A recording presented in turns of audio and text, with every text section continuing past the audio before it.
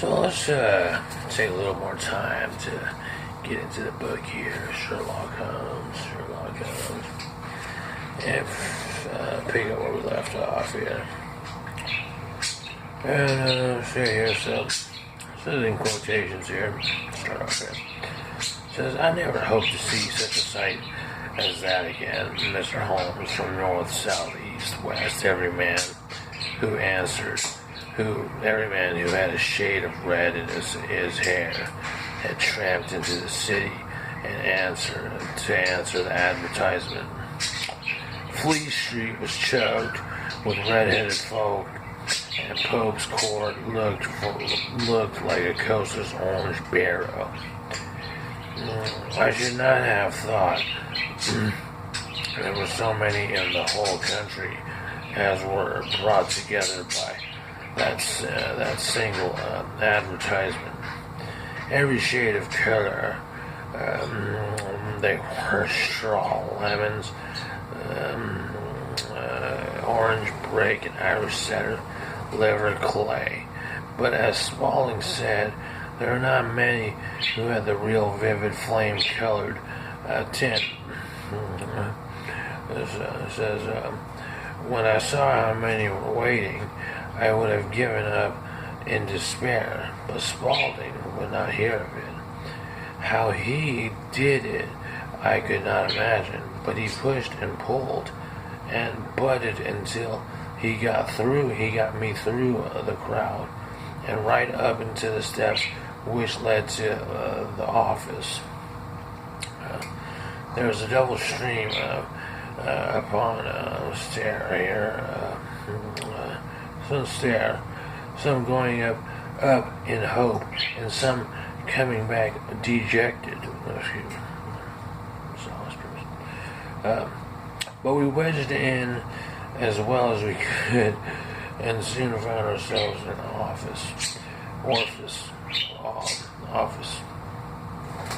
Okay, this is top. So the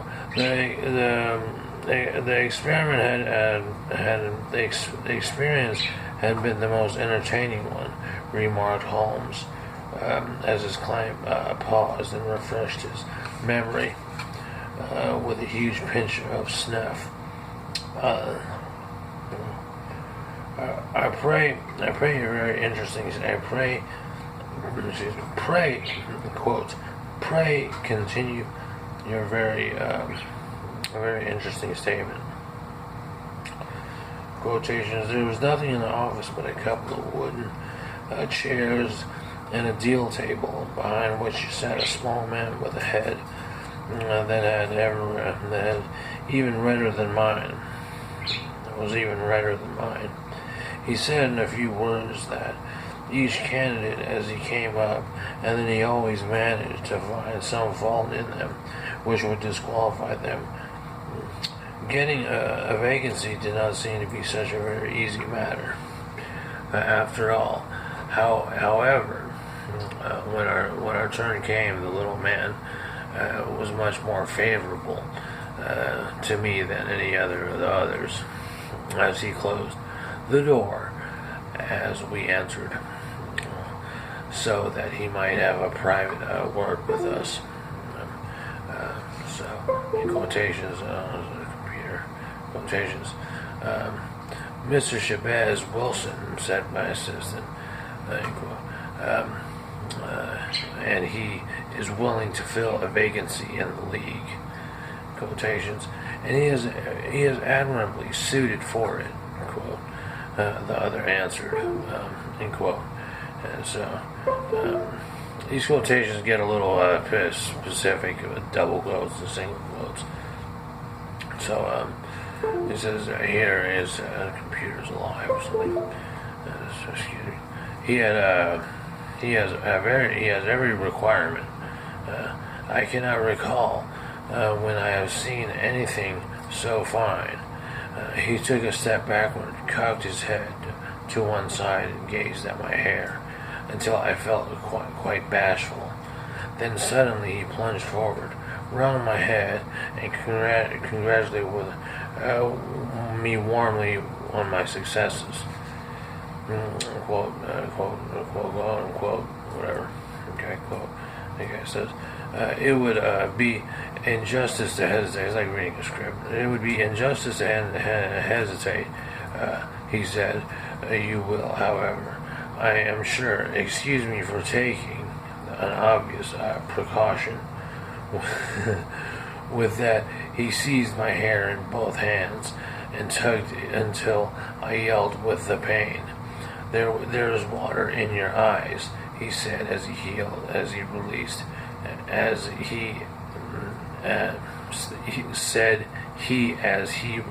me.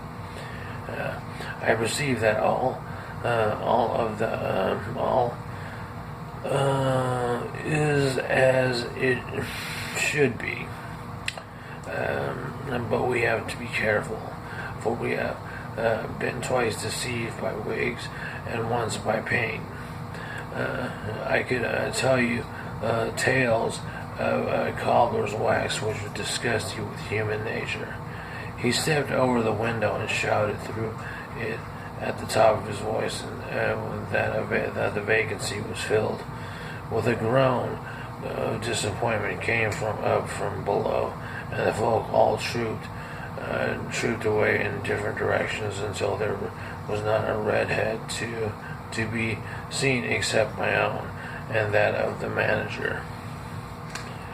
And it says in quotations, and quote unquote, my name, he said, quote, is Mr. Duncan Ross, and I am myself. I am myself one of the pensioners upon the fund left by our noble benefactor. Are you a married man? Mr. Wilson questioned. Have you a family? And it says here in quotes, I answered that I had not. His face fell immediately. And there, for a little while, on page 49. All that little bit.